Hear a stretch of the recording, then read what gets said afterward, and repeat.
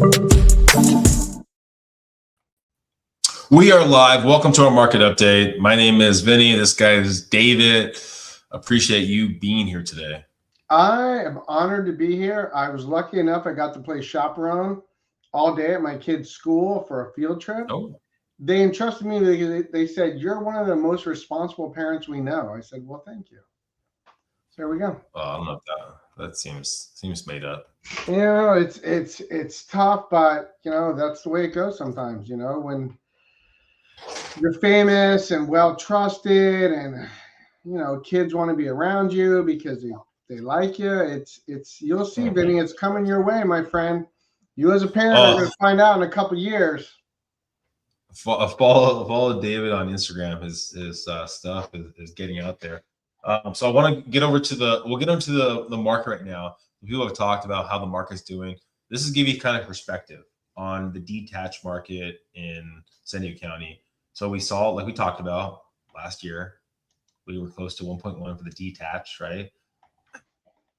We're slowly trickling back up. We're not fully across the board over there, but you're starting to see a warming of the market over the last couple of months.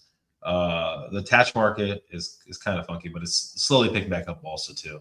I mean, my assumption is we're going to be above these numbers that we were last year in July this year. So we're going to go, I would think, with rates going down above that right there. So just kind of food for thought on that. List of sold. I haven't even looked at this yet. Let's see what list of sold is. Let's look at the list of sold. The list of sold. So explain to us what that means out there, because a lot of people don't understand how crucial of a number list of sold is and how it actually affects your offers. So you're looking at 90, like, so during the summer, we were close to, a little under 98 for the condo, the attached market. Now we're getting closer to 99, 98.5 for the detached market, 98, boom, up to 99 last month right there. So you're starting to see people get what they're asking for, kind of close to it. Now, mind you, I looked at what I'm sorry, but explain to somebody what that means. Like if it's 99%, if I'm making an offer for $1 million, so you're making an offer at $1 million, right? Or let's say whatever, $1 million, right? That you're basically offering at 990,000, right? So that's kind of the idea behind that list of sold. Now it's trickling back up.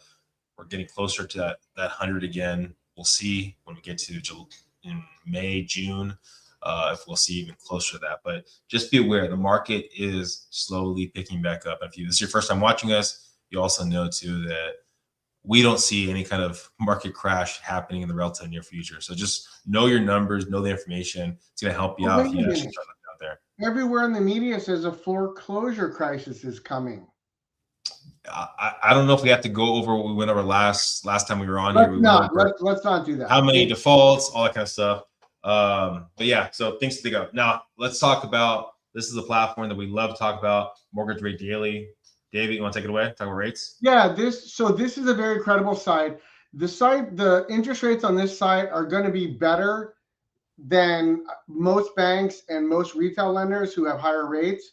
So what you see right here is going to be based off people that have very efficient run businesses where rates are better.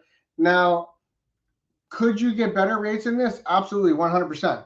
But these rates here are a good baseline. And once again, these are not for banks or retail lenders, which is 70% of the mortgage industry is going to have higher rates in this. So unexpectedly, like if you've been watching us, the last time we did this, we did not know about what was going to happen over this last weekend. And on Thursday and Friday last week, you hit the lowest point on rates. The rates were down the lowest they've been in a while. A lot of loans I locked in on VA on Friday were at 5.125, APR 5.25. And now look at where you're at here today.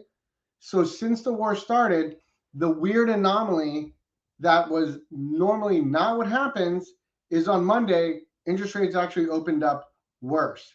And the market is still not getting better. And typically in times like this, there is what's called a flight to safety, which means a lot of people go in, they start buying the 10-year treasury bonds, which typically forces mortgage rates down lower. And right now we're doing the complete opposite. So it's a weird thing. And yes, nobody likes war. Nobody wants this. But the odd thing that's going on right now is interest rates should have been coming down much lower, and instead they've gone up, Mm. which means the market itself is not thinking that they have to run to a flight to safety, and they're thinking that things are going to be pretty stable and calm. I'm going to disagree with that. I don't want to get political on anything, with this, but the market is telling you that they're not really worried about it and they're all good with it. So let rates come up a little bit.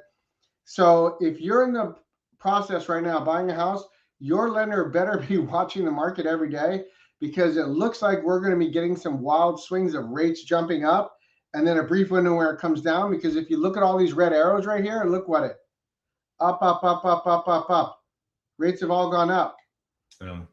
So interesting times ahead. And the old saying that you've heard Vinnie say numerous times, if you can't afford the payment, don't buy the house. And right now, mortgage rates are swinging quite a bit. So if you're Well, shopping, but something to think about too, you don't lock the rate in. If this is your first time watching us, we brought this before, you don't lock in the rate in for the most part before you get under contract. So once you're actually under contract, right, that's when you're going to lock in the rate for the most part, right? So if you're dealing with an educated lender, right, today they might say, hey, you know what, don't lock in the rate because I think the rates are going to get better in a week from now or 2 weeks from now, right? Like, so there is that idea. Now, the farther you go on, the smaller window you have where you actually have to lock in the rate.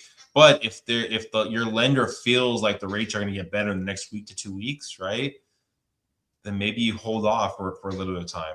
The rate that you're usually getting before you go under contract is kind of an estimated rate of what's going to be happening over the next week or two. Or sometimes they pick the rate of the current day, and that can, again, vary on a daily basis, as you can kind of see. And there's a key point to mention here. Most lenders, when you call them, they're going to give you fake rates just so they sound good and look good. And I will tell you, because on Monday, when everything opened, there was a lender that was quoting a client of mine this current rate that they thought they could get them. And I looked at it and I'm like, wow, it is completely fake. It is the lender losing tons of money just to keep a client. Now, why do I mention this? Because if you're dealing with a retail lender out there, which is most people, or a bank, they're hurting for business so bad, you can go to them and go, hey, I got offered this interest rate from another lender. And since they're hurting so bad, they will probably match it or beat it and lose tons of money just so they have something to do. But you as a consumer will win. So I mentioned that because the retail lenders, which is most people, and banks, if you go back to them from after talking to a more qualified lender that has better rates than what you see here, those institutions will lose money just to keep your business because they're going downhill. It's a unfortunate strategy. It's not going to work long term with the AI. Which I got to mention one more thing, because in the last quarter, that information just came out. Q4 productivity rose 2.8%. It was supposed to only rise 1.9, and that is all because of AI. So if you think things aren't going to change, AI is actually going to make mortgage rates probably better and more efficient. And that's going to be capitalized by lenders that use that don't have large overhead like retail lenders and banks. So look for good things to come in the future in the mortgage market with AI. Sorry about dragging on, Vinny, but it's just an interesting period now. So how good do you think rates could get in the future? I still think rates are going to be lower in May and June. Yeah. I don't think the consensus of this war being over in 4 weeks, I think you're underestimating that immensely. I think you're probably in for at least 4 months of uncertain times. But I still think as you get closer towards the midterms and the new Fed chair coming in and all this uncertainty, I still think rates are going to get lower. I'd probably say 0.5%. Which, yeah, I mean, so mind you, what he just said, 0.5%. So he's talking about maybe us getting closer to like 5%, not the 3%, things like that. No. So for VA and FHA, I think you'll definitely hit 5%, or if not, even maybe 4.875 in a couple months when things calm down. I think the normal 30-year fixed rate mortgage is probably, as you get closer to the midterms and the middle of summer buying season, I will not be surprised if you're seeing 5.75 for 30-year fixed across the board or 5.875. Doesn't sound like much, but that's a big gap you have to bridge right there. For sure. I mean, I went to a new construction yesterday, and they were offering their 4.99 interest rate. What was the cost? What was the cost? What was the cost? No cost to the borrower, because they're trying to basically buy down the rate. Means new, but it's new construction, mind you. So new construction, you do have these caveats that actually happen where they're actually going to buy down the rate and they market it, blah blah. You want to talk to David, talk to your trusted lender first, get an idea of it, because there are programs out there, right, where these new construction they charge you for it. This one necessarily didn't, but there are ones out there, so you can always kind of weigh it out and give you guys insight. But anyways, try to get this short and sweet, under 10 minutes. We're a little past that, but thank you guys for watching. Please reach out with any sort of question you might have. There's our numbers. And for the record, new construction is a smoking deal. If you can get a great deal from a lender on new construction from the builder, take it. Yeah.